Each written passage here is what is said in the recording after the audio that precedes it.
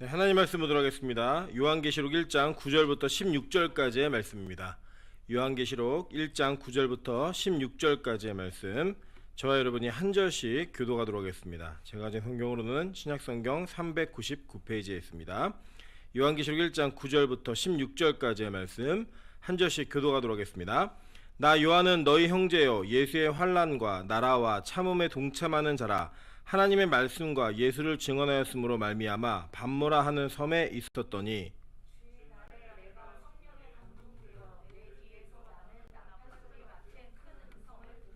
이르되 내가 보는 것을 두루마기에 써서 에베소, 서머나, 버가모, 두아디라, 사데, 빌라델비아, 라오디게아 등 일곱 교회에 보내라 하시기로.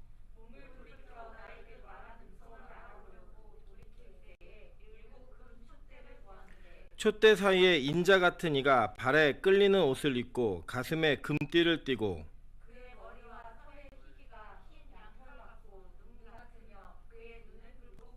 그의 발은 풀무불에 단련한 빛난 주석 같고 그의 음성은 많은 물소리와 같으며, 그의 오른손에 7별이 있고 그의 입에서 자료의 날선 검이 나오고 그 얼굴은 해가 힘있게 비치는 것 같더라. 아멘. 네, 우리 주변에 있는 분들에게, 그리고 또 우리 가족끼리 같이 예배드리신 분들은 이렇게 한번 인사하도록 하겠습니다. 이렇게 보고 싶은 사람인지 몰랐습니다. 네, 코로나 때문에 비대면 예배를 진행하고 있습니다. 그렇게 하다 보니까 여러분이 되게 보고 싶네요. 이렇게 보고 싶은 분들인지 몰랐습니다. 네, 앉아있는 분들도 몇 분 계시는데, 하나의 은혜 가운데 우리가 어디서 예배하든 예배가 우리가 가장 큰 기쁨이 되고 또 동일한 은혜를 누릴 수 있었으면 좋겠습니다. 네, 오늘은 요한계시록 6번째 강해입니다. 1장 9절부터 16절까지 오늘 다 다루지 못할 텐데, 피할 수 없으면 즐겨라 라는 제목으로 하나님 말씀 증거하도록 하겠습니다. 오늘 몇몇 우리 교육자들과 몇몇 사람들이 이 제목을 보고 상당히 좀 힘들어 하더라고요. 피할 수 있으면 피해라, 뭐 이런 제목이면 좋겠는데 뭔지 좀 이게 감이 오니까 힘들어하는 거를 이렇게 느꼈습니다. 근데 사실 이 피할 수 없으면 즐겨라라는 이 말은 그 미국의 정신의학자인 로버트 엘리엇이라는 사람이 자기가 담당하고 있던 우울증 환자들이 자꾸 자살을 하고 자살을 계속 기도를 하니까 그들에게 이 말을 하면서 요 말을 통하여서 내가 좀 힘을 얻었으면 좋겠다라고 해서 이게 우리에게 주어진 말이라고 합니다. 뭐 여러 가지 기원이 어디 있느냐 뭐 찾아보니까 가장 유력한 게 이거 같아요. 어쨌든 간에 이 말들이, 이 제목이 우리에게 무엇을 시사하고 있고 무엇을 내용하고 있는지를 오늘 본문을 통해 살펴보고 같이 은혜를 누려보도록 하겠습니다. 먼저 오늘 이 요한계시록 1장 1절부터 8절까지는 요한계시록 전체의 어떤 서론과 같은 부분입니다. 그렇게 서론같이 진행했기 때문에 이 전체 내용이 요약되어 있고 앞으로 어떻게 이 말씀들이 전해질 건지에 대한 내용들이 압축적으로 되어 있기 때문에 저희가 그동안은 한 절 한 절, 때로는 한 절 가지고 뭐 두 주씩 이렇게 살펴보았습니다. 근데 이제 이 9절부터는 실제로 이제 본론으로 들어가는 이야기예요. 근데 이 9절에서부터 오늘 여러분이 읽으셨고 또 앞으로 공부하게 될 20절까지는 이 쓰는 사람이 누구이고 또 이것이 무엇 때문에 쓰게 되었는지, 누구 때문에 쓰게 되었는지를 정확하게 설명하고 있는 내용입니다. 우리 다 알죠, 그죠? 쓴 사람은 요한이고 또 예수님 때문에 이것을 쓰게 되었다. 이것이 전체가 하나님의 명령으로 말미암아 그리스도의 명령으로 이거를 쓰게 되었다라고 자신 있게 소개하고 있는 내용입니다.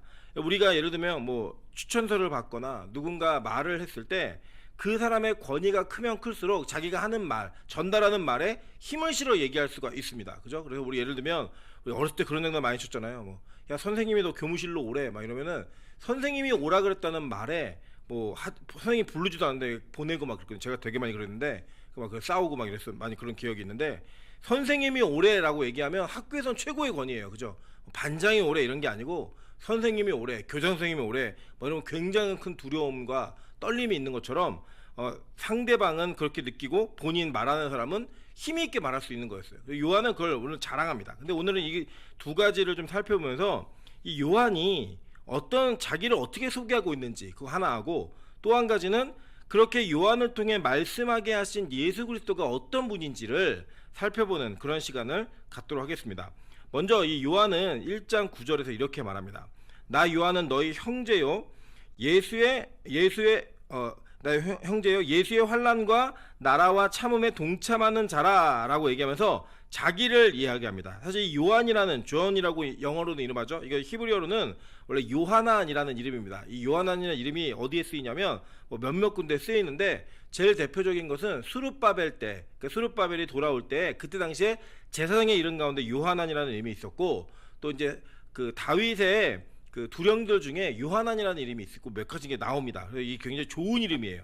좋은 이름인데 이 요한은 여러분이 아시는 바와 같이 이 야고보의 형제였고 또 세베대의 아들이었습니다. 그리고 예수님하고는 먼 사촌지간이었어요. 사촌지간이었는데 이 요한이 마지막까지 그가 12제자 가운데 마지막까지 남아서 이것을 쓰는데, 여기서 자기의 신분을 뭐라고 얘기하냐면 일단은 형제라는 거예요. 형제. 그 두 번째는 예수의 환난과 라고 얘기하는데, 이거 헬라어 원어로는 엔 이에수스라고 얘기해서 예수 안에서 라고 하는 뜻이에요. 예수 안에서 이 환난이라고 하는 게 딜리시스인데 이게 누름, 압제, 고통, 공경 이런 뜻입니다. 근데 이게 그 라틴어로는 탈곡기예요. 탈곡기. 그러니까 뭐냐면 그 당시에 이 그 곡식을 놓고 탈곡하는 기계가 어떠냐면 바닥에다가 이 날카로운 철 같은 걸로 이기는 거예요. 이렇게 이겨가지고 껍데기를 벗겨내는 겁니다. 그러니까 고난이 어떤 고난인지, 환난이 어떤 고난인지를 알 수 있고 상상할 수 있을 만한 이런 어떤 정확한 단어를 사용하고 있다는 거예요. 그 여기 이 나라와 참음에 뭐하고 있대요? 동참하고 있대요. 동참. 이 동참이라는 헬라어는 쉰코이노노스라는 단어인데 이게 공동체를 이루는 공동 동업자, 함께한 참가자 이런 뜻입니다. 그러니까 이게 하나님의 이 환난에 같이 참여하고 있다라는 거예요. 그래서 이게 왜 이렇게 참여하게 되었는가 보니까 하나님의 말씀과 예수를 증언하였기 때문에 반모라는 섬에 내가 갇혀 있다라고 얘기하면서 자기의 신분과 처지를 말하고 있다라는 거예요.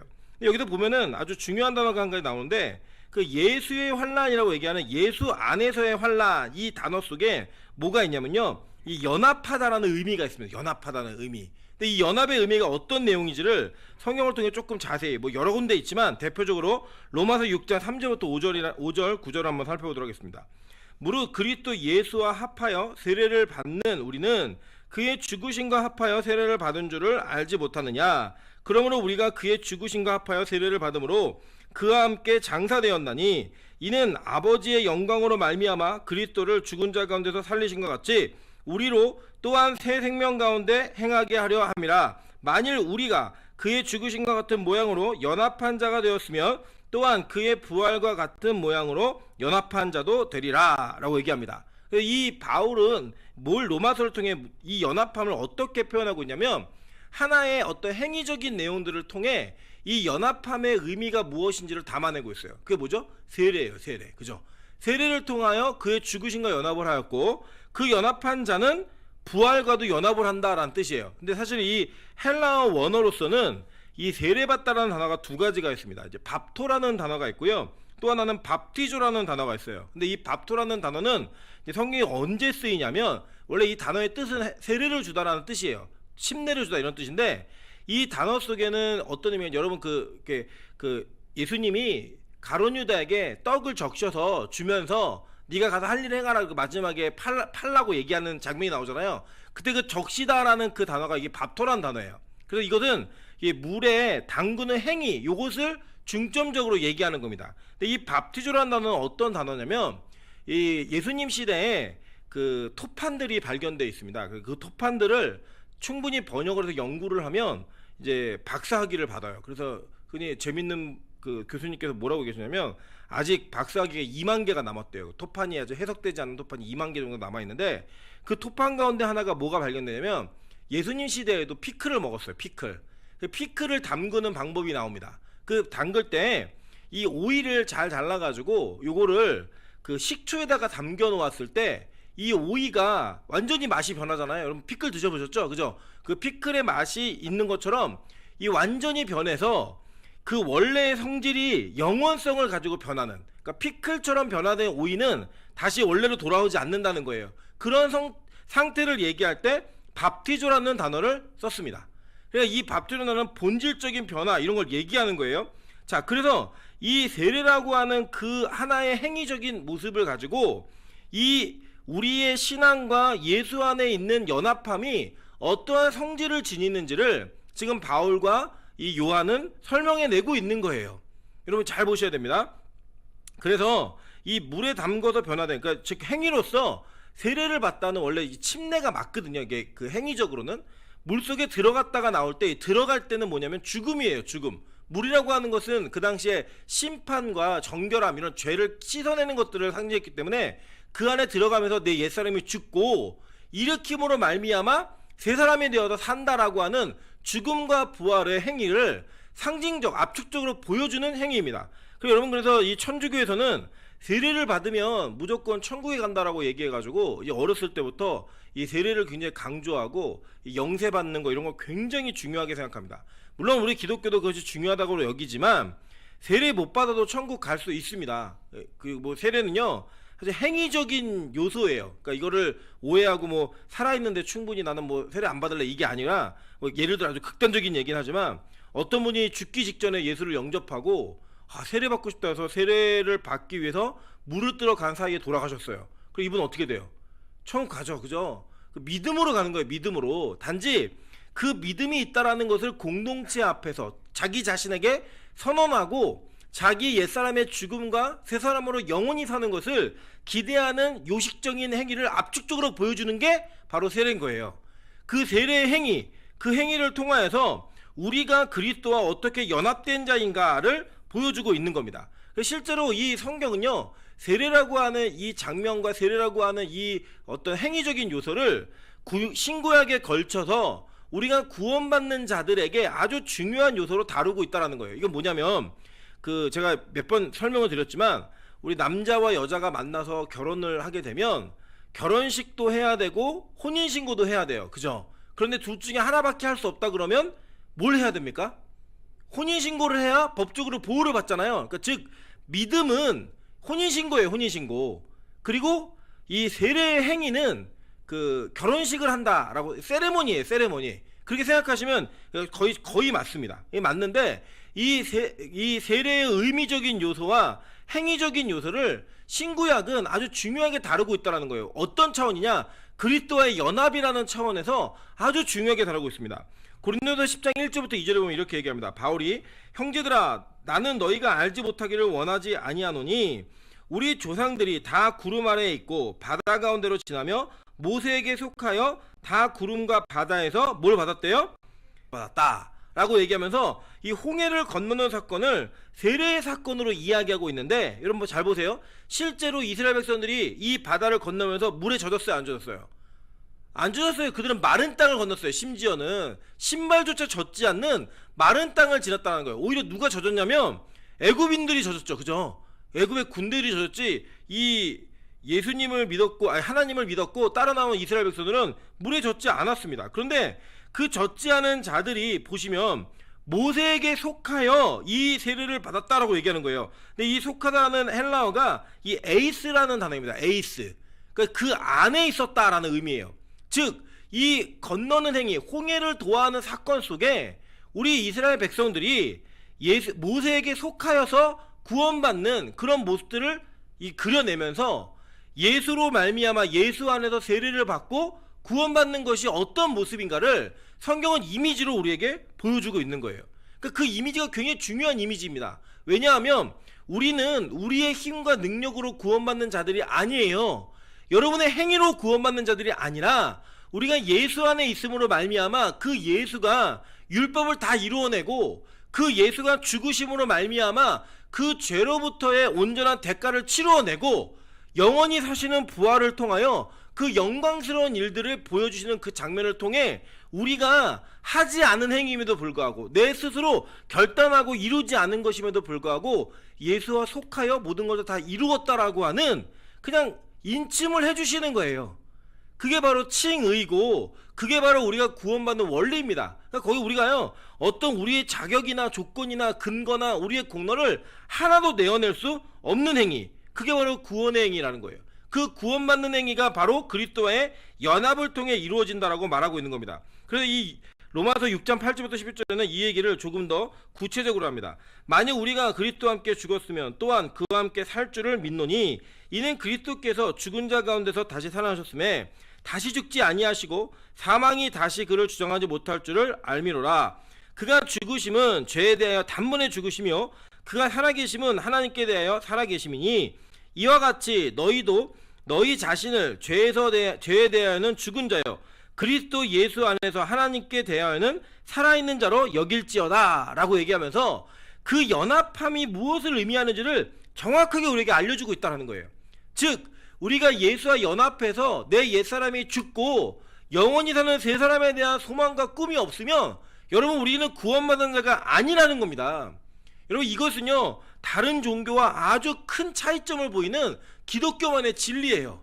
그러니까 여러분 다른 종교는 뭐냐, 자신의 선행과 자신의 고행과 자신의 노력으로 내가 원하는 자리까지 올라가는 나의 공로가 기여되어진 그런 상태를 만들어내는 것이 일반적인 종교의 모습이에요.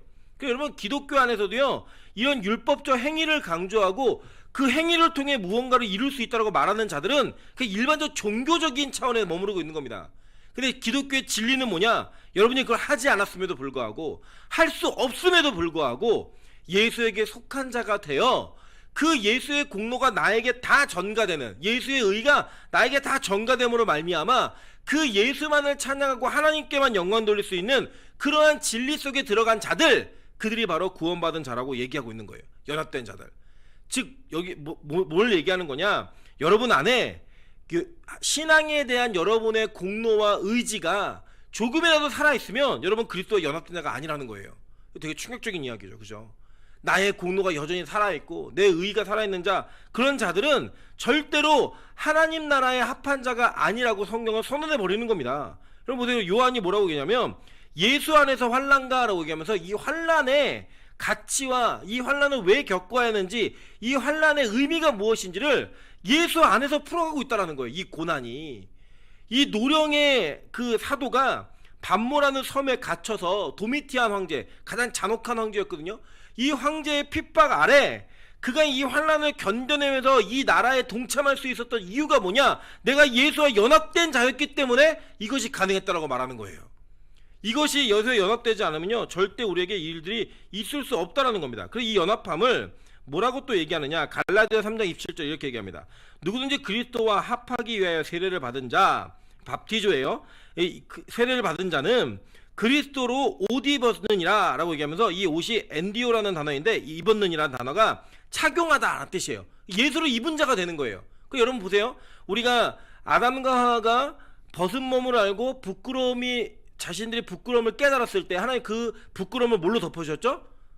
가죽옷으로 덮으셨잖아요. 가죽옷을 착용함으로 말미암아 그들의 부끄러움을 덮었어요, 그죠? 그리고 우리가 계시록에서 마지막에 이 벗은 자의 모습이 어떤 모습으로 나타나요? 세마포를 입어서 착용한 자들, 그들이 영원한 나라의 주인공이 되잖아요.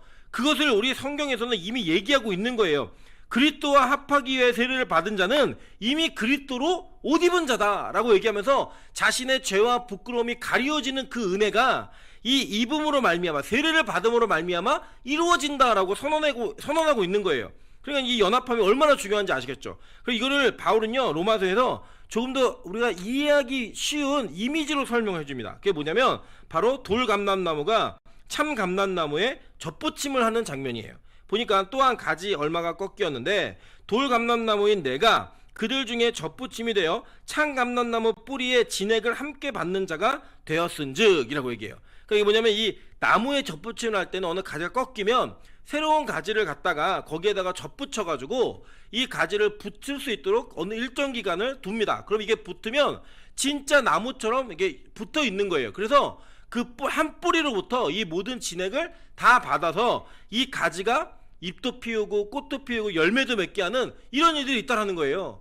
그런 것처럼 우리가 그렇게 연합한 자가 되어지는 원리, 이거 뭐 설명할 때 이걸 원래 이방인이 그 유대인과 어떻게 연합한 자가 되는가, 그리고 그 뿌리가 예수다라고 얘기하면서 이걸 얘기하는 장면인데, 우리가 그렇게 연합된 자라는 거예요. 연합된 자. 그래서 아예 우리 돌감나무인 자들이 참 감람나무에 젖붙임이 되어서 예수로 말미암아 살아내는 존재가 된다라고 말하고 있는 거예요. 그게 바로 세례가 가지고 있는 의미인 거예요. 연합한 자, 연합된 자, 하나 예수 안에 있는 자들이 어떤 자들인가를 보여주는 거예요. 그런데 이 연합된 자들에게 주시는 은혜가 있다는 거예요. 그 은혜가 뭔가 봤더니 요한복음 16장 33절에 이렇게 얘기합니다. 이것을 너희에게 이르는 것은 너희로 내 안에서 평안을 누리게 하려 함이라. 그러니까 예수 안에 있으면 뭘 누린대요? 평안을 누린대, 평안을. 근데 그 내용이 뒤에가 뭐냐? 세상에서는 너희가 뭘 받는데요? 환난을 당하나 담대하라, 내가 세상을 이기었노라 라고 얘기하는 거예요. 그러니까 여러분, 이 요한계시록이 뭐 특별한 얘기를 새롭게 하는 얘기가 아니고요, 예수님께서 이미 하신 이야기를 다시 반복해서 얘기해주고 있는 거예요. 근데 여기 보니까 참 이게 동의가 안 되죠. 예수 안에 평안을 누리는데 그 평안을 누리는 자들에게 나타나는 현상이 뭐냐? 환난을 당한다는 거예요. 그 환난을 당할 때 담대하라는 거예요. 왜냐? 예수님이 세상을 이기었노라 라고 얘기하는 거예요. 그리고 이미 이것은 예수님께서 반드시 하시겠다는 선언적인 표현이에요. 그리고 이 세상은 언제 이겨요? 마지막 주님 다시 오시는 날 이 세상이 완전하게 박살나는 거예요. 그 박살나는 장면 가운데 예수와 함께 승전가를 높이는 자리 누구냐? 바로 지금 이 요한계시록을 읽고 있는, 아까 뒤에 보시겠지만 11절에 나오는 에베소, 서머나, 버가모, 두아디라, 사대, 빌라델비아, 라우디게아 교회의 교인들, 1차적으로는, 그리고 그 시대에 핍박을 받고 있었던 많은 그리스도인들, 그리고 이 역사를 살아가면서 핍박 속에 있는 예수를 믿는 그 믿음 때문에 우리 마음은 평안하지만 세상에서 핍박을 받고 있는 우리 모두에게 위로가 되는 말이라는 거예요. 너네 지금 환난 당하지만 걱정하지 마. 내가 이미 세상 이겼어. 그리고 그 이긴 것을 반드시 가시적으로 보여줄 거야. 이 선언하는 게 바로 요한계시록이에요. 다른 얘기가 아닙니다. 다른 얘기가 아니라 이미 얘기하는 내용들이에요. 사도행전 14장 22절에 이렇게 얘기합니다. 제자들의 마음을 굳게 하여 이 믿음에 머물러 있으라 권하고, 또 우리가 하나님의 나라에 들어가려면 많은 환난을 겪어야 할 것이라 하고 라고 얘기했어요. 그 보니까 하나님 나라에 들어가려면 뭘 겪어야 된대요? 많은 환난을 겪어야 된대요. 환난을. 그러니까 여러분, 이게 환난을 겪는 게 아주 필수적인 거예요. 필수. 그러니까 사도행전에서 말하는 내용이 뭐냐면, 야, 니네 하나님 나라에 들어가려면 많은 환난을 겪어야 돼. 이걸 얘기해주고 있는 거예요. 지금 그 누가요? 이 사도 바울은요, 여러분, 우리가 뭐 요 시대에 뭐 천국에 갔다 온 사람들, 뭐 이런 사람들 막 얘기 있잖아요. 간증하고. 그분들의 내용을 보면 막 천국 갔다 온 내용이 막 다 달라요. 다 다르고, 뭐 이제 그게 정말 신뢰할 수 있을까요? 뭐 의심도 좀 들어요. 근데 바울은요, 진짜 갔다 왔어요. 3층천까지 올라갔다 왔다고 간증하잖아요. 간증. 성경에 기록되어 있는 그 천국을 보고 온 자가 뭐라고 얘기하냐면, 너희들 하나님 나라에 가려면 환난을 겪어야 돼 라고 얘기하고 있는 거예요. 그러니까 여러분, 뭐 예수를 믿는데 오늘도 무사히, 오늘도 평안히, 이게 가능한가요? 가능하지 않다라고 성경 우리가 가르치고 있는 거예요. 계시록 7장 13절부터 14절에 이렇게 얘기합니다. 장로 중에 하나가 응답하여 나에게 이르되, 이 흰옷 입은 자들이 누구며 또 어디서 왔느냐? 내가 말하기를, 내 주여 당신이 아시나이다 하니, 그가 나에게 이르되, 이는 큰 환난에서 나오는 자들인데 어린 양의 피에 그 옷을 씻어 희게 하였느니라 라고 얘기하면서, 마지막에 천상의 교회에서 정말로 구원받은 자들이 어떻게 나오는가를 얘기할 때 어디서 나왔대요? 큰 환난에서 나왔대요. 큰 환난에서. 그러니까 즉 우리가 이 땅을 예수와 연합되어 살면 환난이 있다 없다? 있다는 거예요. 그리고 요한이 얘기하는 게 뭐예요? 내가 왜 이렇게 반모섬에 갇혀 있는지 알아? 내가 하나님에 동참하면서 하나님의 말씀과 예수를 증언했더니 내가 반모섬에 갇혔어 라고 얘기하고 있는 거예요. 여러분, 그럼 이 환난이라는 단어가 누가 좋겠어요? 그죠? 환난 받아라 그러면 얼마나 그래요. 그죠? 예를 들어 먹을 거 받아 이러면 되게 좋잖아요. 근데 환난 받아라 라고 얘기하는 게 기독교라고 해요. 기독교. 요한이 마지막까지 살아남아서, 야, 봤지? 나 다 죽었는데 난 잘 섬겼더니 나 오래 살잖아, 평안히 살잖아 이러면서 온갖 부경을 누리면서 같이 누리자라고 얘기했으면 우리 예수 믿을 맛이 나지 않겠습니까? 야, 나도 저 중에 하나가 되면 올라갈 수 있겠다. 저도 여러분 다단계에서도 사람들을 꼬드길 때요, 다이아몬드급 올라가가지고 돈 많이 번 사람 간증시켜요. 그 사람 간증 듣고 있다 보면은 나도 그렇게 될 것 같아서 막 사람들 몰려든다고요. 뭐 학력, 뭐 지식 이런 거 상관없어요. 그냥 막 몰려들어요. 그거 되고 싶어가지고. 기독교가 적어도 영업을 하려고 그랬으면 이런 얘기를 했어야죠. 그죠? 근데 이거 완전히 사람 쫓아내는 얘기잖아요. 그죠? 환난 받는데요, 환난. 그 여러분, 저도 압니다. 이런 얘기하면은 교인이 잘 안 모여요. 왔다가도 이런 얘기 들으면 되게 불편해요. 복 받고 잘 되고 행복해질 거야, 평안하고 아무 일 없을 거야, 무사하게 일생을 살아갈 수 있어 라고 얘기해야 우리 안에 소망이 생긴다고요. 내가 좀 더 열심히 믿어볼까, 뭔가 최선을 다해볼까. 근데 얘기가 뭐냐? 환난이 계속 온다는 거예요. 환난이. 오늘 이따가 2부 예배 때도 보겠지만요, 요셉이요 얼마나 환난 받는지 아세요? 계속 환난의 연속이에요. 환난의 연속. 그 연속적인 삶이 쭉 이루어진다는 거예요. 그런데 성경은요, 이 환난이요 축복이라고 말해요. 로마서 5장 3절부터 5절을 보니까 다만 이뿐 아니라 우리가 환난 중에도 즐거워하나니, 이 즐거워하다는 헬라가요 카우카우마이라는 단어예요. 근데 이게 뜻이 뭐냐면 자랑하다, 즐거워하다예요. 그 환난을 받는 거를 환난 중에 그 환난을 자랑하래요. 즐거워하래요. 그걸 얘기를 하고 있는 거예요. 즐거워해라. 이 환난은 인내를, 인내는 연단을, 연단은 소망을 이루는 줄을 알미라라고 얘기해요. 그러니까 결국 이 환난의 출발로 말미암아 환난이 뭘 만들어내요? 인내를 만들어내고, 그 인내가 연단을 만들어낸대요. 그래서 그 연단, 이 도키마조라는 단어인데, 이 연단 받다는 뜻이 이게 그 어떤 불순물, 대장간에 챙챙 다루는 거 있잖아요. 계속 연단함으로 말미암아 온전한 연단을 이루게 되면 그것이 소망을 이룬대요. 소망. 그럼 뭐라고 얘기해요? 소망이 우리를 부끄럽게 하지 아니함은 우리에게 주신 성령으로 말미암아 하나님의 사랑이 우리 마음에 부은 바 됨이니 라고 얘기하는 거예요. 즉 환난의 시작이 우리로 하여금 부끄럽지 않는 소망의 종결로 이루어진다라고 말하고 있는 거예요. 그러니까 환난이 생기면 우리 안에 인내가 생기고, 인내는 연단을 만들어내고, 그 연단은 하나님이 기뻐하시고 우리가 자랑할 만한 소망을 만들어내니까 지금 환난이 있고 환난 중에 있으면 뭐 하래요? 자랑하래요. 자랑하고 뭐 하래요? 즐거워하래요. 여러분 이게 말이 됩니까? 말이 안 되죠. 이게 누가 하고 있어요? 밤모섬에 유배된 100세 가까운, 몇 살이 정확히 모르지만 100세에 가까운 고령의 사도가 평생을 주님 섬기면서 아무것도 갖지 못했고 아무것도 누리지 못했던 그가 얘기하고 있는 거예요. 같이 예수 안에서 내가 환난에 동참하고 있대요. 참음에 동참하고 있고 나라에 동참하고 있대요. 갇힌 이유가 말씀과 예수를 증언하였기 때문에 갇혔다라고 얘기하면서 자신있게 요한계시록 쓰는 거예요. 자신있게. 결론이 멋지니까. 결론이 반드시 승리가 있으니까. 여러분 이거 실패한 내용을 쓴 게 아닙니다. 이 요한계시록은요 반드시 예수가 이기고 반드시 우리가 이긴다예요. 한마디로 요약을 하면 그거를 쓰고 싶어서 이 노구의 사도가 이거를 써내는 거예요. 그 환난 중에도 돌 치우고, 여기 채석장이었거든요. 돌 깨고 돌 치우는 그런 고된 일들을 감당하면서도 이걸 써내는 거예요. 여러분 멋지지 않습니까?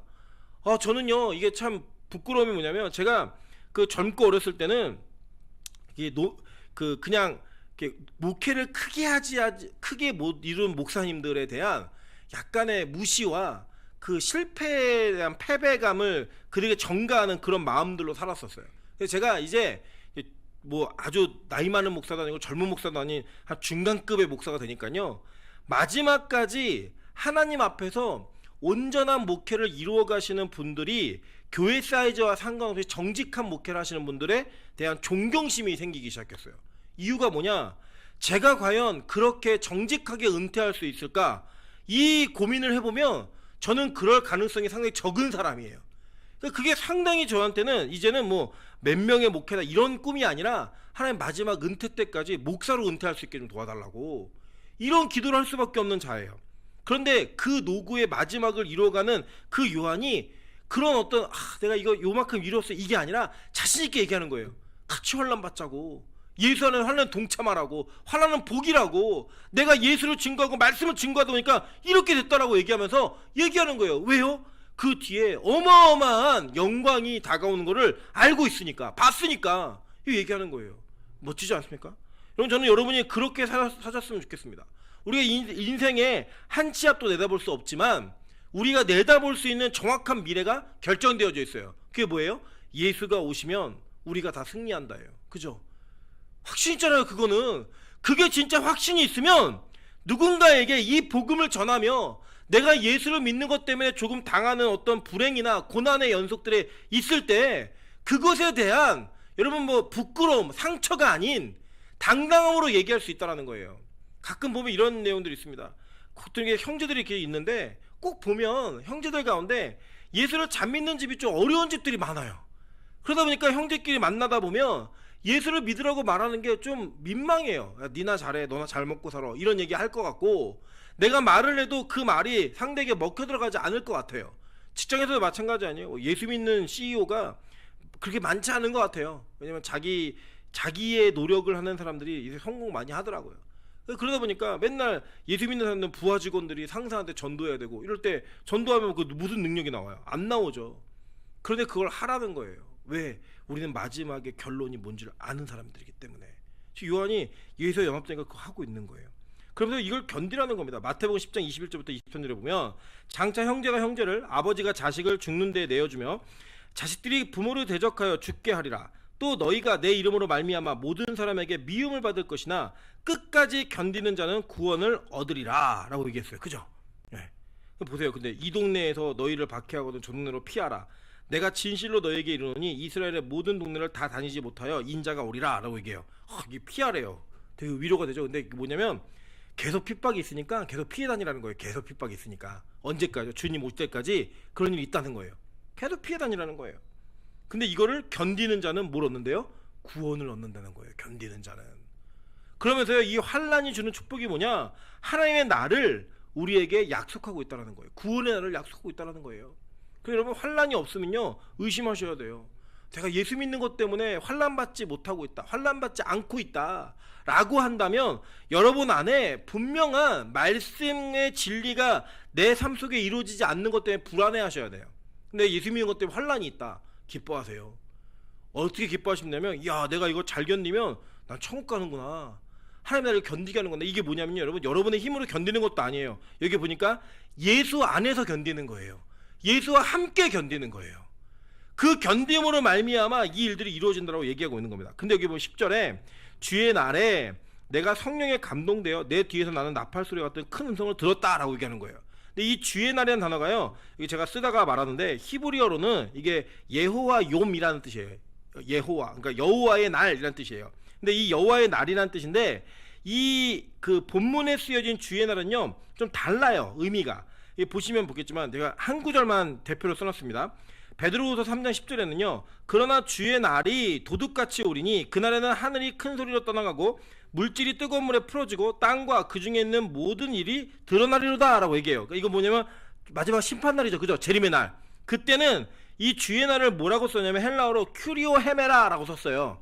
헤메라가 날이거든요. 이 큐리오라는 것이 이제 주의, 그 군주 뭐 이런 뜻이에요. 주인 이런 뜻이에요. 그 주인 날이에요. 주인 날. 근데 이런데 이 계시록 1장 17절에 쓰여진 것은 큐리아코스 헤메라예요. 유일하게 여기만 쓰여요. 근데 이 쓰인 내용이 뭐냐면 이 큐리아코스라는 단어는 주님께 속한이란 뜻이에요. 주님께 속한 날. 이거 뭐냐면 주일이에요. 주일. 그러니까 월화수목 금토 일 할 때 그 주일 있잖아요. 그 주일을 얘기하는 단어예요. 그러니까 주일날에 내가 성령에 감동되어 내 뒤에 나는 나팔 소리 같은 큰 소리 들었다는 거예요. 그러니까 이게 심판날을 상징하면서 얘기한 게 아니라 요일로 주일이에요. 주일. 안식 후 첫날. 그 첫날에 내가 내 성령의 감동이 되어가지고, 이 성령의 감동되다라는 이 단어가 이 엠프뉴마틱, 아까 우리 신령과 진정으로 예배할 때 할 때 이 신령으로 예배하다는 게 똑같은 단어예요. 엠프뉴마틱. 그러니까 성령 안에서 이게 들었다는 거예요. 뒤에 뭐가 들어? 나팔 소리를 들었다는 거예요. 나팔 소리를. 그러니까 이게 요 오늘 읽으신 장면을 딱 그 이미지로 한번 제가 꾸며보면 이런 거예요. 요한이 그 반모라는 섬에서 이제 열심히 그 노역을 감당하고 있다가 그 주일날 갑자기 나팔 소리와 함께 막 큰 소리가 나면서 막 성령의 감동이 있는 거예요. 그 뒤를 딱 돌아봤더니 뭐가 있냐면 7 금초대가 나타나고 그 금초대 사이에 흰 옷을 이렇게 발에 끌리는 옷을 입은 사람이 금띠를 띠고, 그죠? 가슴에 금띠를 띠고 머리털과 희기가 흰 털, 머리가 흰 분이, 눈 같으면 눈이 막 불꽃이에요. 불이 푹 떨어지는 막 이런 분이 왔다 갔다 하는 거 본 거예요. 언제요? 주일날. 네. 그의 발은 풀무불에 단련한 빛난 주석 같고 그의 음성은 많은 물소리 같으며. 여러분 이게 얼마나 극적인 상황이에요. 가장 환난받고 어려운 상황 가운데 주일날 나팔 소리와 함께 뒤를 돌아봤더니 예수님이 교회 사이를 왔다 갔다 하는 거를 눈으로 본 거예요. 눈으로. 그걸 보고 지금 간증을 쓰고 있는 거예요. 간증을. 이런 일을 보았다. 근데 여러분 이게 어디에 장소가? 반모섬. 어떤 상황이에요? 환난 받는 중. 그리고 무슨 날이에요? 주일날. 이제 지금 예배하고 있는 거예요. 예배. 이거든요. 지금 여러분이 보시는 이 내용들은요, 우리가 뭐 천국 갔다 온 사람도 부러워하지 마세요. 여러분 성경에서 오늘 요한은 뭘 얘기하냐면 내가 주일날 예배 가운데 하나님의 나라를 보았다 해요. 하나님을 보았다 해요. 하나님 나라를 왜 보고 싶은데요? 천국 뭐 어떻게 생겼나 봐서 여러분 뭐 어떻게 아세요? 우리 그냥 각자 자기 나름대로 그러니까 이해할 수 있을 만큼 보여주는 거예요. 실제로 저희 어머니네 교회에도 무당 생활을 하시다가 자기가 어마어마한 빚에 사채에 이렇게 쫓겨가지고 자식을 하늘문에 맡기고 자살을 하려고 했던 분이 그 자식을 맡겨놓고 마지막으로 함께 잔다고 중학생짜리 아이 하나를 데리고 자다가 꿈에 천국과 지옥 갔다 온 거예요. 그리고 지금 예수 믿고 계세요. 그분이 처음에 그렇게 보고 나서도요, 계속 막 하루에 막 소주 막 4병씩 5병씩 막 드시면서 담배 막 12가지 피면서 이렇게 사셨어요, 계속. 근데 그분이 지금은 정말 변화되셔가지고 그 예배를 매일 드리지 않으면, 그러니까 그분은 그렇게 얘기해요. 나는 그냥 나는 예배 드리든 말든 내가 나갔다가 들어오는 것만으로도 다 기뻐하라고. 내가 원래 무당이었고 나 원래 그렇게 죽을 사람이었다고. 그런 하나님의 은혜를 주세요, 각 사람에게. 저는 그런 은혜가 있다라고 믿어요. 그런데 그분이 본 천국은요, 그분이 본 지옥은 그냥 하나님이 그분에게 필요한 것들을 보여주신 거예요. 그분에게 필요한 것들. 그래서 그 천국이 진짜 천국과 똑같냐? 아니에요. 그냥 그 사람이 이해할 수 있을 정도의 수준으로 보여주시는 거예요. 그러니까 예를 들면 우리가 찬수나 수아가 뭘 궁금해할 때 우리가 제대로 설명하면 얘네 다 못 알아듣잖아요.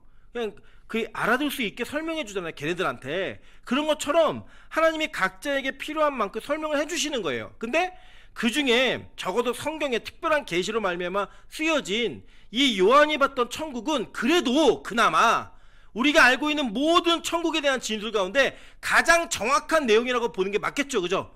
특별한 계시니까. 그러니까 그 천국의 모습을 지금 얘기하고 있는데, 이 요한이 예수님을 어떻게 만났느냐 여기 보니까, 원래 요한은요 이 변화되어진 예수님을 이미 본 적이 있어요, 그죠? 어디서 봤어요?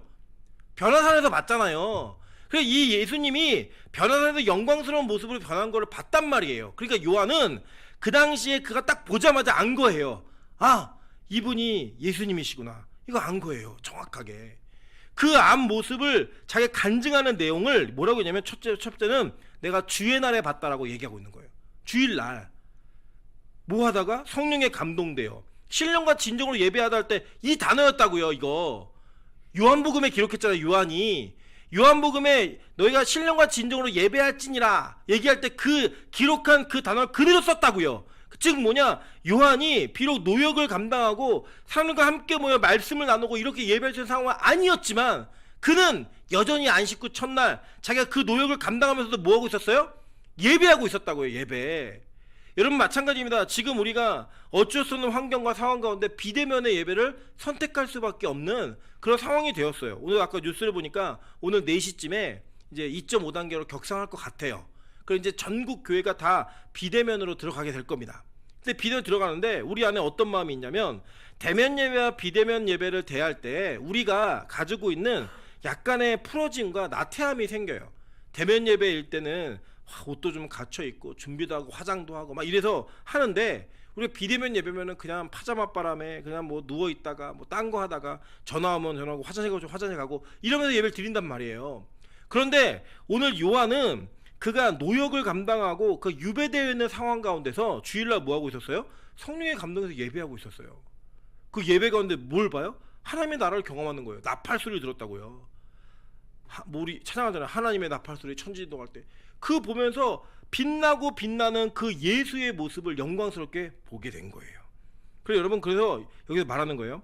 그 예수님께서 뭐라고 얘기하냐면, 큰 음성으로 보라, 내가 보는 것을 두루마리에 써서 에베소, 서머나, 버가모, 두아디라, 사데, 빌라델비아, 라오디게아 등 7교회에게 보내라 라고 얘기하는 거예요.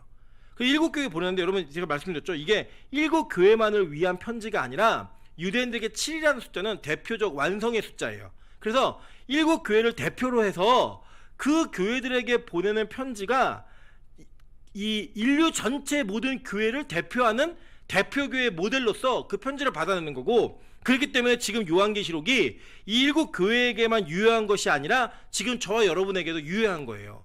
우리 수요일날 설교 들으신 분들 기억나시죠?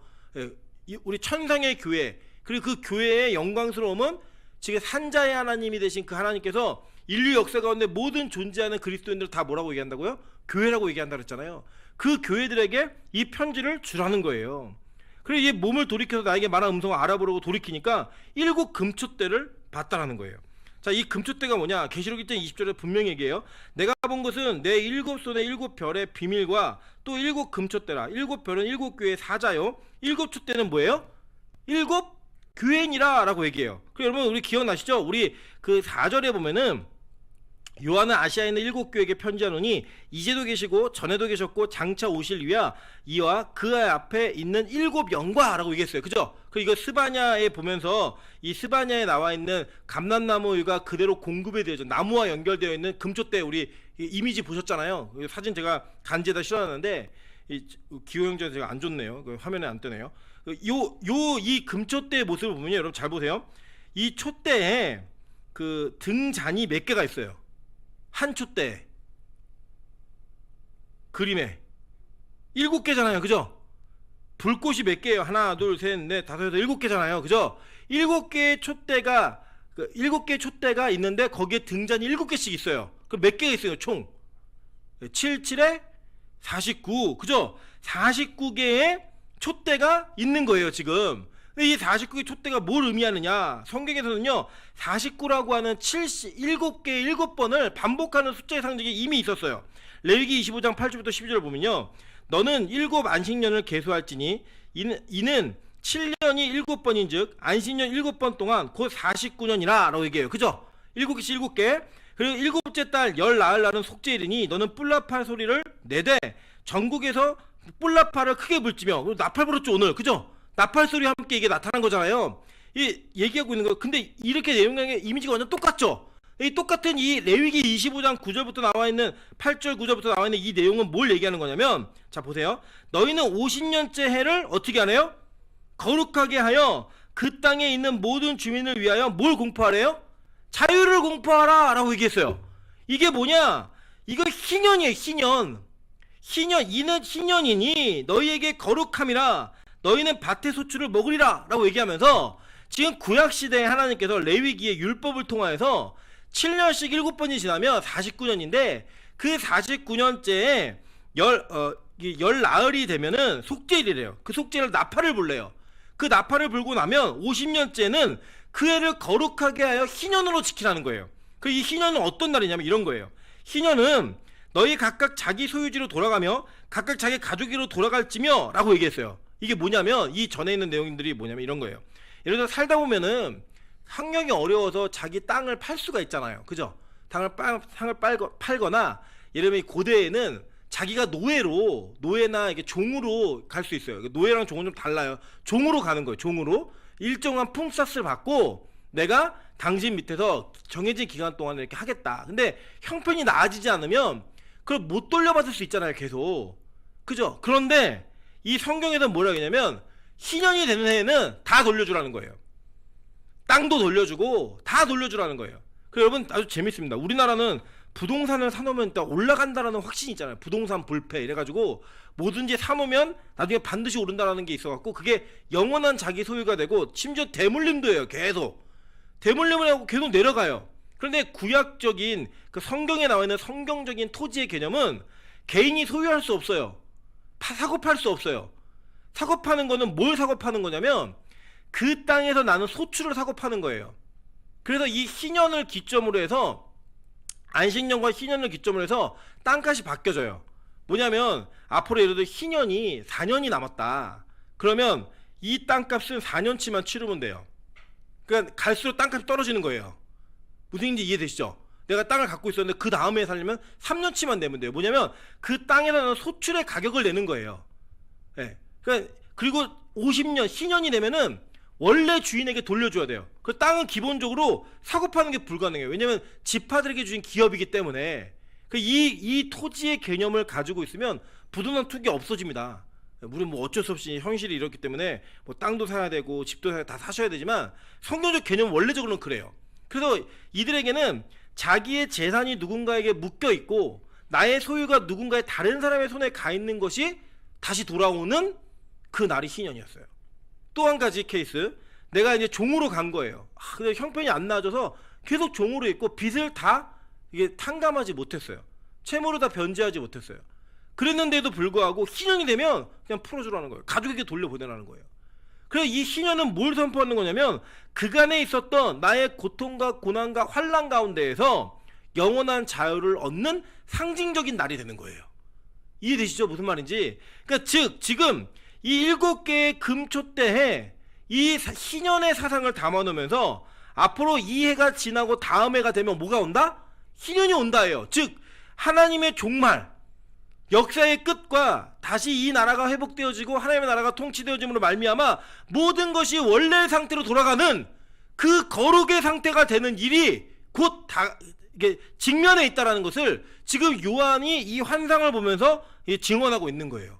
그리고 자세하게 이 목소리를 들려준 예수님이 이거 해석을 해주고 있는 거예요. 지금 7촛대가 뭔지 알아? 이거 7교회야. 그거 쓴 거예요, 요한이. 그러니까 여러분 이 뭐 금초대가 뭐 특별한 걸 상징하는 게 아니라 교회고, 그 교회에 있는 촛등, 등잔의 숫자를 따라 희년의 사상, 즉 온전한 영적인 자유가, 그리고 우리 영혼과 육신의 영원한 자유, 죄로부터의 영원한 자유가 어떻게 나타나는지를 보여주고 있는 거예요. 즉 뭘 통해서? 교회를 통해 이루어진다는 거예요. 교회를 통해. 여러분 이거를 그냥 뭐 빛과 소금 교회, 뭐 나라가 임하는 교회, 뭐 이런 어떤 제한되어진 지역 교회로 적용하지 마시고요. 이 교회라고 하는 것은 믿음을 가진 예수와 연합되어진 공동체를 얘기하는 거예요. 그들에게 이러한 축복이 주어진다라고 얘기하고 있는 겁니다. 그래서 여러분 이 교회를 보면서 우리가 뭘 느껴야 되냐면, 아, 교회는 죄로부터의 자유함, 죄로부터의 회복됨, 이런 것이 있는 곳이구나. 여러분 너무 신기하지 않습니까? 사도신경과 일치하잖아요. 그죠? 예, 거룩한 공예와 성도 서로 교통하는 것과 그 다음에 뭐예요? 죄를 사하여 주시는 것과 얘기하는 거예요. 몸이 다시 사는 것과 영원히 사는 것을 믿사옵나이다. 이 고백의 내용들이 요한계시록도 그대로 보여지고 있는 거예요. 죄인들이 이 세상을 그리스도의 연합함으로 말미암아 고난과 환난의 연속 속에 살고 있는 자들이 그 성령으로 예배하고 함께 모이는 교회를 통하여 뭘 보는 거예요? 그 교회를 통하여 희년의 선포됨, 죄의 문제가 해결되어서 영원한 자유함을 얻고 영원한 생명을 얻어낼 수 있는 그런 관계성의 문제를 지금 오늘 요한이 보고 있는 이 환상과 기록되어진 성경을 통해 우리는 지금 다 보는 거예요. 다. 멋지지 않습니까?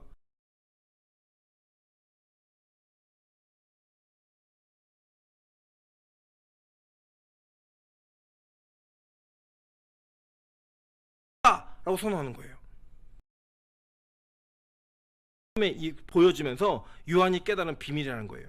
보니까요, 인자 같은 이가 얘기하죠. 그죠? 보니까 13절 한번 보세요. 촛대 사이에 인자 같은 이가 발에 끌리는 옷을 입고 가슴에 금띠를 띠고 이렇게 얘기했어요. 그죠? 인자 같은 이. 인자 같은 이가 누구냐 보니까 원래 이 성경에도 보면 인자는, 인자가 뭐 이런 표현 되게 많잖아요. 요한복음에 보시면 그 내용은요, 다니엘서 7장 13절부터 14절의 내용이에요.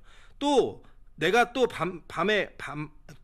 내가 또 밤 환상 중에 보니 인자 같은 이가 하늘 구름을 타고 와서 옛적부터 항상 계신 이에게 나아가 그 앞으로 인도됨에 그에게 권세와 영광과 나라를 주고 모든 백성과 나라들과 다른 언어를 말하는 모든 자들이 그를 섬기게 하였으니 그의 권세는 소멸되지 아니하는 영원한 권세요 그의 나라는 멸망하지 아니할 것이니라 라고 다니엘이 얘기를 해요. 여러분 아시지만요, 다니엘은요 구약의 계시록이라고 불려져요. 선지서이긴 하지만 다니엘은 구약의 계시록이어서 마지막 날에 어떤 일이 일어날 것인가를 다니엘이 보고 기록을 했어요. 그 기록을 예수님은 이미 알고 계셨죠. 그죠? 그래서 예수님이 스스로 자신을 인자라고 얘기하는 거예요. 그리고 그 알고 있었던 선포되어진 내용들이 요한과 그 제자들을 통해 인자라고 기록이 되어 있는 거예요. 기록하면서 그들이 깨달은 거예요. 예수님이 메시아구나, 다시 오실 영원한 왕이시구나. 그러면서 그 예수를 인자라고 기록하고 있는 거예요. 그러니까 구약을 아는 자들은 야, 예수님이 인자야 라고 얘기하면 인자? 인자? 그 다니엘이 말하는 인자가 바로 예수님이야? 깨닫게 되는 거예요. 그 깨달음을 통하여서 그분이 어떤 분인지를 설명해주고 있는데 그 설명의 내용이 뭐예요? 다니엘이 요약적으로 얘기해놨잖아요. 그죠? 그의 권세는 소멸되지 않는 영원한 권세요 그의 나라는 멸망하지 아니할 것이니라 라고 얘기하면서 마지막에 새하늘과 새 땅을 통해 이루어질 하나님의 나라가 어떤 나라인지를 설명해주고 있는 거예요. 그가 어디에? 교회 사이를 왔다 갔다 하신다는 거예요. 그래서 여러분 우리가 뭐 사도신경의 고백으로는 하나님 우편에 앉아 계시니까 거기만 앉아 계신 줄 아는데 아니에요. 예수님은요 교회 가운데 계속 존재하고 계세요. 여러분과 함께 계세요. 왜냐? 우리가 예수에게 속한 자이니까. 그래서 여러분 너무 이게 우리 교회가 의도한 건 아니지만 우리 수요일날 교회론을 배우고 있잖아요. 머리 대신 교회에 연합된 자 누구예요? 우리들 성도들, 각 지체들. 그 연합된 자들이 어떤 축복을 누리는가 봤더니 그 예수와 함께 마지막 희년의 자유, 온전한 자유함을 누리는 자들이 된다라고 성경은 계속 얘기해주고 있는 거예요. 요한이 이걸 계속 반복해서 얘기하는 거예요. 그러니까 이 요한은 요한계시록을 제대로 읽으시려면 구약의 내용을 아셔야 되는 거예요. 지금 제가 구약을 설명하니까 이게 뭔가 이게 뭐 되게 특이한 일에 봤다가 다 얘기하고 있는 거잖아요. 다 얘기하고 있는 것을 리바이벌 해주면서 이것이 얼마나 중요한 개념인지 너희가 확실히 있게 믿어야 되는지를 구약과 신약과 앞으로 미래에 일어날 일을 통해 우리에게 확신시켜주고 있는 거예요. 성경이. 그 요한계시록 읽으면 막 두렵고 떨리는 게 아니라 막 힘이 생기는 거예요. 와, 그래, 내가 이기는구나, 내가 구원받는구나, 내가 이 죄악으로부터 영원의 해방을 누리는구나 라고 여러분 감격과 감사로 나아가야 되는 거예요. 그래서 여러분 이것에 대한 그 기쁨과 은혜를 경험했기 때문에 요한이 자기가 예수 안에 속해서 환난받고 있다고 얘기하는 거예요. 바울이 환난받으라고 말하는 거예요. 이 환난이 있어야지만 그 하나님의 나라에 동참할 수 있다고 얘기하고 있는 거예요. 보세요. 지상의 교회와 천상의 교회는요 연결되어져 있어요. 그 어떻게 연결되어 있나 보니까 히브리서 12장 22절부터 24절에 보면 그러나 너희가 이룬 곳은 시온산과 살아계신 하나님의 도성인 하늘의 예루살렘과 천만 천사와 하늘에 기록된 장자들의 모임과 교회 얘기죠. 그죠? 이 사람도 만민의 심판자이신 하나님과 및 온전하게 된 의인의 영들과 새 언약의 중보자이신 예수와 및 아벨의 피보다 더 나은 것을 말하는 뿌린 피니라 라고 얘기하잖아요. 이 피의 뿌림을 받은 자들, 이들이 뭐예요? 교회라는 거예요. 교회. 근데 히브리서도 마찬가지죠. 히브리서가 어떻게 쓰였죠? 우리 옛날에 일부 예배 때 할 때 이거 기억나실 거예요. 코로나 전에. 히브리서는요 그 당시에 예수가 재림을 금방 할 줄 알았어요. 예수님이. 근데 재림 금방 안 되고 교회가 자꾸 모였는데 핍박을 당하는 거예요. 그러면서 이 유대적 배경을 가진 히브리인들의 그 히브리인 그리스도인들이 너무 핍박이 심해지니까 다 떠났어요. 그 공동체를 떠나면서 질문을 해요. 예수가 어떤 분인지 막 이런 질문을 해요. 그래서 이 히브리서 기자가 너네 예수가 어떤 분인 줄 알아? 라고 하면서 예수가 누구인가를 설명해 놓은 게 히브리서예요. 그 히브리서 통하여서 그는 뭘 얘기하고 싶었냐면 너희가 지금 이 고난을 견뎌내고 믿음으로 승리하면 바과는 그 예수라는 분이 어떤 분인지를 정확히 설명하고 있는 성경이 히브리서예요. 일맥상통한 내용이죠. 그죠? 이 요한계시록하고 다 예수를 설명하고 있다는 거예요. 예수를. 그래서 여러분 교회는요 설교는요 뭐 잘하고 못하고 이런 거 없어요. 그래서 제가 보니까요 그냥 좋은 설교자는 타고나요. 그냥 어떻게 우리 보면은 영업사원을 만나도요 그 사람하고 대화하다 보면 내가 이미 차를 계약하고 있어요 막. 예. 근데 어떤 사람은 정말 좋은 물건인데 그 사람이 얘기하면은 이게 안 믿어지는 그런 사람 있잖아요. 우리 가끔 주변에도 누가 막 웃긴 얘기를 하는데 하나도 안 웃겨요. 근데 집에 가서 걔가 한 얘기 생각하면 되게 웃겨요. 어떤 사람은 별것도 아닌 이야기를 되게 재밌게 하는 사람이 있어요. 그죠? 말은요 타고나요. 저는 앞으로도 우리 빛가서공교회에 오는 설교 사역자들 또 앞으로 세워지는 사람들이 말 잘하는 사역자가 아니었으면 좋겠어요. 근데 올바른 설교자는요 훈련되어집니다. 어떻게 훈련되어지냐? 성경으로 훈련되어지는데 올바른 설교자는요 제대로 된 말씀을 전해요. 뭘 전하냐? 예수를 전하는 거예요. 예수를. 그 예수를 전함으로 말미암아 그 전해지는 예수를 통하여 나중에 우리가 듣고 나면 그 설교 듣고 나면 예수가 남는 거예요. 아, 그 목사님 말 참 잘해. 정말 재밌어. 설교 너무 깔끔하고 좋아. 이게 아니라 와, 그분은 정말 예수를 너무나 명확하게 설명해. 그분의 설교 듣고 나면 예수만 남어! 라는 설교가 진짜 좋은 설교라고요. 이 세상은 우리 귀가 악하고 눈이 악해서 눈에 보이는 어떤 수려한 외모와 부드러운 음성과 이런 것들 중요하게 여기잖아요. 아니에요. 진짜 좋은 설교자는 예수를 말하는 자들. 왜냐? 성경이 그걸 말하고 있으니까. 그 예수를 전달해주고 있는 거예요. 예수를 통해 우리가 무엇을 이루는가. 봤더니요 천상교회 어떤 일이 일어나는지 한번 볼게요. 계시록 7장 9절부터 12절입니다. 이후에 내가 보니 각 나라와 족속과 백성과 방언에서 아무도 능히 셀 수 없는 큰 무리가 나와 흰옷을 입고 손에 종려 가지를 들고 보좌 앞과 어린 양 앞에 서서 큰 소리를 외쳐 이르되 구원하심이 보좌에 앉으신 우리 하나님과 어린 양께 있다. 이 찬양도 있잖아요. 그죠? 구원하심이 보좌에 앉으신 그 찬양 비전이에요. 비전. 우리 보좌 앞에 오었네. 그게 천상교회에서 그런 일이 벌어진다는 거예요.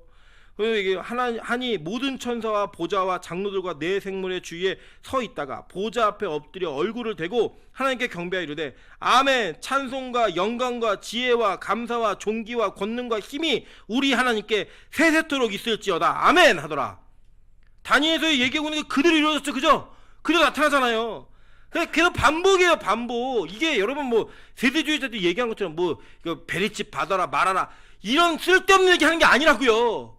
약속되어진 하나님의 나라가 어떻게 이루어지는지, 천상교회가 어떤 영광을 돌리며 우리 안에 다가오게 될 거고 가시적으로 나타날 건지를 보여주고 있는 거예요. 계속 그걸 통해 진짜 교회의 모습이 나타나는 거예요. 진짜 교회의 모습. 여러분 이들이 왜 이런 영광을 돌릴까요? 여러분 이런 겁니다. 우리가 원래 부자였던 애들은 돈이 뭐 생겨도 큰 감격이 없어요. 근데 가난했던 사람들은 돈이 생기면 감격이 있죠. 그죠? 원래 여자친구 남자친구 없었던 애들은요, 그럼 뭐 많았던 애들은 바뀌고 뭐 이래도 뭐 별 큰 감동이 없어요. 갈아타기 하고 환승하고 막 이러니까. 근데 없었던 애들 40년 동안 한 번도 없었는데 41년째 생긴 거예요. 얼마나 큰 감격이에요. 얼마나 큰 은혜예요. 여러분 천국이 그런 곳이라고요. 이 땅에 우리가 환난을 당하고 어렵고 힘들었는데 그 어려운 환난과 힘든 가운데 마지막 하나님 나라를 대할 때 우리가 이전에 한 번도 경험해보지 못했던, 한 번도 상상해보지 못했던 그런 영광스러운 나라가 우리 눈앞에 펼쳐지는 거예요. 멋지지 않습니까? 그래서 이 믿음의 선배들이 우리한테 얘기해 주는 거예요. 너희들 그리스도와 연합하여 이 땅에서 고난 받으라고. 그리고 이 고난은요 필수예요. 필수. 나중에 이 하나님의 나라가 어떤 나라가 되어지냐, 계시록 21장 22절부터 27절입니다. 성 안에 내가 성전을 보지 못하였으니 이는 주 하나님 곧 전능하신 이와 및 어린 양이 그 성전이심이라. 그러니까 어린 양, 예수가 그냥 성전인 거예요. 그래서 그 성전이 없어요. 성 안에 성이 12문이 있는데 그 12문 안에 들어가니까 그 안에 성전이 없다는 거예요. 그러니까 얘네들이 이해 못하는 거예요, 유대인들은. 왜냐면 그들은 성벽이 있으면 그 성문을 뚫고 들어가면 그 안에 뭐가 있었어요? 성전이 있었다고, 보좌가 있었고. 근데 그 성전의 실체인 예수 그리스도, 실제인 예수 그리스도가 그 안에 계시는 거예요. 그리고 우리는 그분에게 연합되어진 성전인 거예요. 우리가 그 성전이 되어짐으로 말미암아 어떤 일이 벌어지냐 보세요. 성전이심이라. 그 성은 해와 달의 비침이 쓸데없으니 이는 하나님의 영광이 비치고, 그러니까 구약에 빛이 있으라라고 할 때 그 빛 오르가 그대로 나타나는 거예요. 그대로 생명력 있는, 태양이 없었어도 식물이 살았어요. 왜냐? 그 빛이라는, 오르라는 빛은 생명력이 있는 빛이에요. 예수가 이 땅에 뭘로 오셨어요? 빛으로 오셨잖아요. 그 빛으로 오신 그 빛이 우리에게 구원의 생명력을 주는 것처럼 그 생명력이 끊어지지 않는 땅, 그 땅이 새하늘과 땅인 거예요. 막 비춰지는 거예요. 이는 하나님의 영광이 비치고 그 어린 양이 그 등불이 되심이라. 만국이 그 빛 가운데로 다니고 땅의 왕들이 자기 영광을 가지고 그리로 들어가리라. 낮에 성문들이 도무지 닫지 아니하니 거기는 뭐가 없다고요? 밤이 없으리라. 더 이상 유혹과 죄와 어두움, 슬픔 없다는 거예요. 그런 것이 없는 곳, 사람들이 만국의 영광과 존귀를 가지고 그리로 들어가겠고 무엇이든지 속된 것이나 가증한 일 또는 거짓말하는 자는 결코 그리로 들어가지 못하되 누구만 들어가요? 오직 어린 양의 생명책에 기록된 자들만 들어가리라 라고 하는 이 교회의 마지막 영광스러운 모습을 지금 요한이 촛대를 통해 보고 있는 거예요. 일곱 교회에게 보고 있는 거예요. 이거 보고 나니까 그 기준으로 일곱 교회들에게 편지를 하면서 일곱 교회에 필요한 일들을 계속 얘기해 주는 거예요. 그러니까 2장부터 에베소 교회, 서머나 교회, 버가모 교회, 뭐 두아디라 교회, 사대 교회 뭐 다 얘기해 주는 거예요. 라우디아, 빌라델비아 다 얘기해 주면서 너희가 어떤 교회인지 아니? 너희가 무슨 존재인지 아니? 얘기해 주는 거예요. 그걸 보여주는 겁니다. 그래서 지금 환난 받는 거 두려워하지 마. 이겨낼 거야. 너희 첫사랑 잃었지? 다시 회복해. 하나님이 너희를 어떤 존재로 세우셨는지 기억해라. 이거 쓰는 거예요. 그래서 이 교회들이 회복되기를 바라는 마음으로, 이 교회들이 원래 천상의 교회의 모습을 갖추기를 바라는 마음으로 질책도 하고 칭찬도 하고 하면서 세워가는 거, 그게 바로 요한계시록에 쓰여진 목적인 거예요. 오늘 이 요한계시록이요, 저 여러분에게 읽혀지고 들려지고 있습니다. 그러면서 말하는 게 이거예요. 너에게 환란이 있다는 거예요. 지금 환란의 시기라는 거예요. 그러니까 이걸 즐기라는 거예요. 피할 수 없으니까, 필수 요소니까 즐기라는 거예요. 이 상황을 즐기면서, 왜 즐길 수 있느냐? 이 상황이 끝나고 나면 우리에게는 어마어마한 영광의 천상의 교회가 우리가 가시적으로 볼 수 있고 만나게 되고 경험하게 되니까 지금 이 땅에서 누리는 그 환란을 기뻐하고 즐거워하라고 권면하고 있는 겁니다. 왜냐? 저는 이 말씀이 참 위로가 되더라고요. 하나님이, 예수님께서 위에서 막 니네들 고난받고 있구나 이게 아니라 그 촛대 사이를 왔다 갔다 하시면서 우리 돌보시는 거예요. 지금도 여러분이 어느 곳에서 예배를 하고 있든 예수님이 여러분 함께 계신다고만 생각해 보세요. 함께 계신다고. 내 옆에 누구 한 사람에서 든든하잖아요. 제가 오늘 이제 비대면 예배라 혼자서 이렇게 오는데 평소에는 더 조금을 자고 와도 저희 아내하고 아이가 타 있으니까 안 졸려워요. 졸렵지가 않고 막 오는데 오늘은 되게 졸렵더라고요. 누군가 내 옆에 내가 사랑하는 아내와 아이가 있다라는 것만으로도 되게 든든하고 기쁘고 즐겁고 오는 길이 이게 지루하지 않았어요. 근데 오늘은 이렇게 혼자 오는데 더 빨리 왔죠. 뭐. 더 밟고 오니까. 그럼에도 불구하고 피곤하고 힘들고 졸려워요. 그래서 제가 아내랑 통화하면서 왔어요. 나 졸려워서 통화하고 왔어요. 근데 여러분 그 인간적인 아내, 남편만 옆에 있어도 되게 든든하고 좋아요. 우리 이제 12월이 되면 또 우리 솔로들의 힘든 계절이 오잖아요. 얼마나 좋아요. 코로나 때문에 아무도 못 다니고 안 봐도 되고 행복하잖아요. 그죠? 근데 행복하지만 누군가 옆에 있으면 좋겠다라는 그런 마음이 있잖아요. 그죠? 아파도 남편 좀 있었으면 좋겠고 좀 모자라도 부인이 옆에 있었으면 좋겠고 이런 거 같이 있는 것 자체가 행복한 거잖아요. 그런 부족한 우리 인간끼리도 위로를 받고 있는데 예수님이 지금 우리 함께 계시는 거예요. 예수님이 함께 예배하는 거예요. 다른 거 없어요. 여러분 그냥 이 주일에 예배하면서 천국을 보는 거예요. 주일에 예배하면서 하나님의 나라를 경험하는 거예요. 그게 바로 교회인 거예요. 그 얘기하는 거예요. 너네 환란이 있지? 근데 예배할 때 그 예배 속에 하늘을 봐. 그 하나님을 봐. 그 예수 그리스도의 영광을 봐. 그럼 이거 쉽게 이길 수 있단다? 이거 즐길 수 있었나? 기쁠 수 있었나? 이 얘기하는 거예요 지금. 저는 우리 빛가서공교회가 그런 교회 되었으면 좋겠습니다. 이제 코로나 때문에 뭐 끝나는 뭐 여러 가지 예상들이 있지만 어찌 됐든 간에 이 상황은 괴롭습니다. 힘듭니다. 특별히 뭐 여러분 직장이나 사업장이나 이런 모든 환경들이 어려운 환경들이 있을 수 있습니다. 여러분 즐기십시오. 피할 수 없습니다. 그러나 우리가 기억해야 될 것은 이것이 끝이 아니라는 거예요. 이 뒤에 뭐가 있다? 새하늘과 새 땅이 있다. 이 뒤에 뭐가 있다? 천상의 교회가 있다. 우리 형님이 오시면 다 이기는 거예요. 우리 큰형 누구예요? 우리 아버지 예수 그리스도가 오시는 거예요. 장자이신 예수 그리스도 와서 우리가 그것을 통해 승리하는 과정을 통해 우리가 그간의 모든 서러움과 환란의 모든 것들을 다 이겨내는 영원한 소망을 갖는 그런 은혜가 우리 가운데 있기를 주님의 이름으로 축원합니다. 같이 한번 찬양으로 주님 앞에